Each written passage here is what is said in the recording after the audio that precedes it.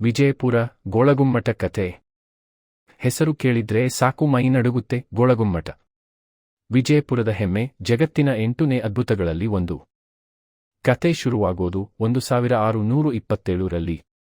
ಆಡಳಿತಗಾರ ಮುಹಮ್ಮದ್ ಆದಿಲ್ ಶಾ ತುಂಬಾ ದಯಾಳು ರಾಜ. ಪ್ರಜೆಗಳನ್ನ ಮಕ್ಕಳಂತೆ ನೋಡಿಕೊಂಡ. ಆದರೆ ಒಂದು ಚಿಂತೆ, ನಾನು ಸತ್ತ ಮೇಲೆ ನನ್ನ ಹೆಸರು ಉಳಿಯುತ್ತಾ? ಅವನ ವಾಸ್ತುಶಿಲ್ಪಿ ಯಾಕೂತ್ ಹೇಳಿದ, ಅರಸ, ನಾವು ಒಂದು ಗುಮ್ಮಟ ಕಟ್ಟೋಣ.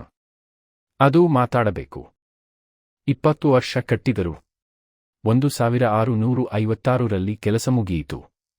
ಎತ್ತರ 51 ಮೀಟರ್, ವ್ಯಾಸ 44 ಮೀಟರ್. ಒಳಗೆ ಒಂದೇ ದೊಡ್ಡ ಹಾಲ್. ಒಳಗೆ ಕಂಬವೇ ಇಲ್ಲ. ಆಗಿನ ಕಾಲದಲ್ಲಿ ಇದು ಅಸಾಧ್ಯ ಅಂತಿದ್ದ ಕೆಲಸ.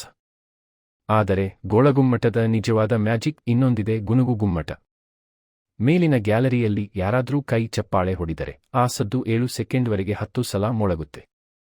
ಒಂದು ಮೂಲೆಯಲ್ಲಿ ನಿಂತು ನಿಧಾನವಾಗಿ ಮಾತಾಡಿದರೆ ಎದುರು ಮೂಲೆಯಲ್ಲಿರೋ ಮನುಷ್ಯನಿಗೆ ಸ್ಪಷ್ಟವಾಗಿ ಕೇಳುತ್ತೆ.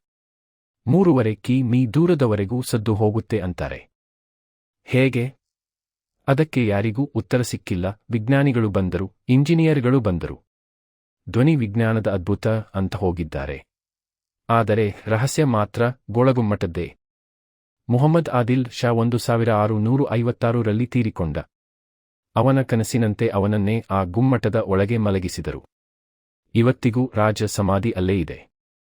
ಇವತ್ತು 2026. ದಿನಕ್ಕೆ ಸಾವಿರಾರು ಪ್ರವಾಸಿಗರು ಬರುತ್ತಾರೆ. ಮಕ್ಕಳು ಚಪ್ಪಾಳೆ ಹೊಡೀತಾರೆ, ಹಲೋ ಅಂತ ಕೂಗುತ್ತಾರೆ. ಗೈಡ್ ಹೇಳುತ್ತಾನೆ, ಇದು ಕೇವಲ ಕಲ್ಲಲ್ಲ, ಇದು ವಿಜಯಪುರದ ಉಸಿರು. ನೀತಿ: ದೊಡ್ಡ ಕನಸು ಕಂಡರೆ ಕಲ್ಲು ಮಾತಾಡುತ್ತದೆ.